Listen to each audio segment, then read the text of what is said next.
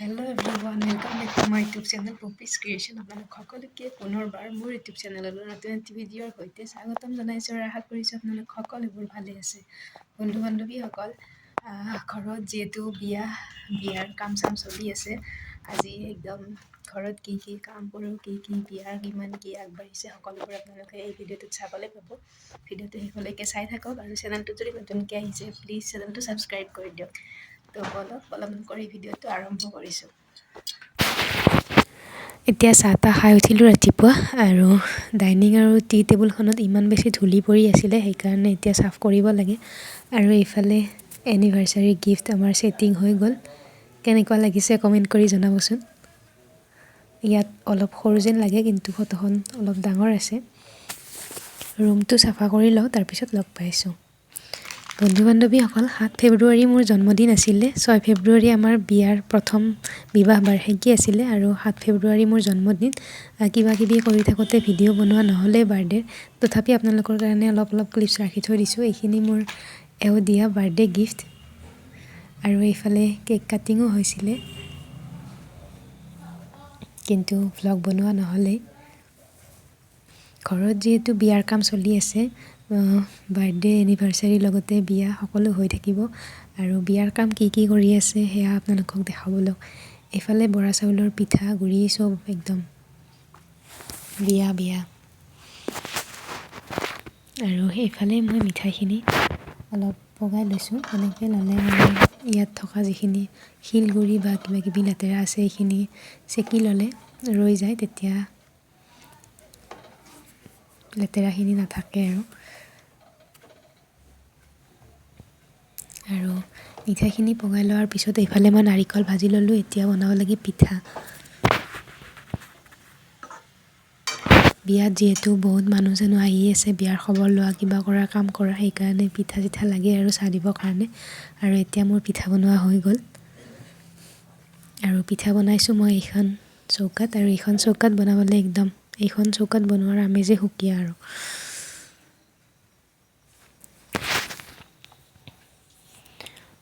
পিঠা বনোৱা হৈ গ'ল গাইছ। এয়া পিঠা মই বনাইছোঁ। এতিয়া আপোনালোকক বাহিৰত এটা কাম চলি আছে, তালৈ লৈ যাওঁ বলক। এইটো বিয়াৰ মেইন কাম, সান্দহ খুন্দা। এইফালে বিয়াৰ সান্দহ খুন্দা কাম চলি আছে।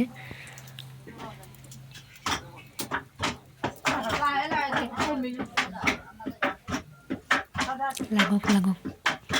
আৰু এইফালে বিয়াৰ পেণ্ডেলৰ কাম আৰম্ভ। বিয়া আছে ফেব্ৰুৱাৰী 16 তাৰিখ, আৰু মই আপোনালোকক যিমানখিনি পাৰোঁ অলপ হ'লেও বিয়াৰ কিছু অংশ দেখাবলৈ চেষ্টা কৰিম। এয়া বিয়াৰ পেণ্ডেলৰ বাছা পোতা হ'ল।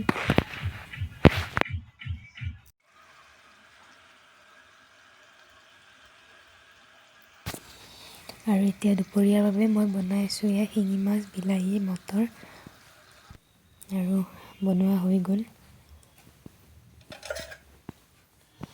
আৰু এইফালে এয়া পিল' কভাৰকেইটা আপোনালোকে দেখি চাগে ধৰিবই পাৰিছে, অনলাইন লোৱা বুলি। একদম কমন হয়, ভাল লাগিছে, একদম পিয়'ৰ কটনৰ আৰু অভাৰ চাইজ। লগতে বেড কভাৰখনো কিং চাইজৰ হয় আৰু পিয়'ৰ কটনত, সেইকাৰণে আপোনালোকৰ লগত শ্বেয়াৰ কৰিলোঁ। আপোনালোকে ল'লে ল'ব পাৰিব। যিহেতু বিয়াৰ এবছৰ হৈ গ'ল, আগৰ বেড কভাৰ, পিল' কভাৰ সকলো ডিছকালাৰ হৈ গ'ল, সেইকাৰণে এতিয়া নতুন ওলাইছোঁ। আৰু এইকেইটা মই বিয়াতে অনা, এইকেইটাও লগাই দিলোঁ। আগৰ চেঞ্জ কৰি দিলোঁ, যিহেতু বিয়াও আহি আছে, সেইকাৰণে।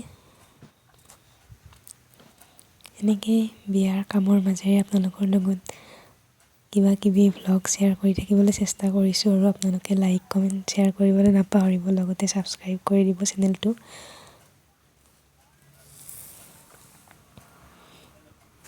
আৰু এতিয়া একেবাৰে ৰাতি, আৰু আজি ৰাতি আমাৰ ঘৰত ৰাতি প্ৰায় ৰুটিয়ে চলে। এয়া বনাই আছোঁ কেপচিকাম, আলু ভাজি আৰু ৰুটি।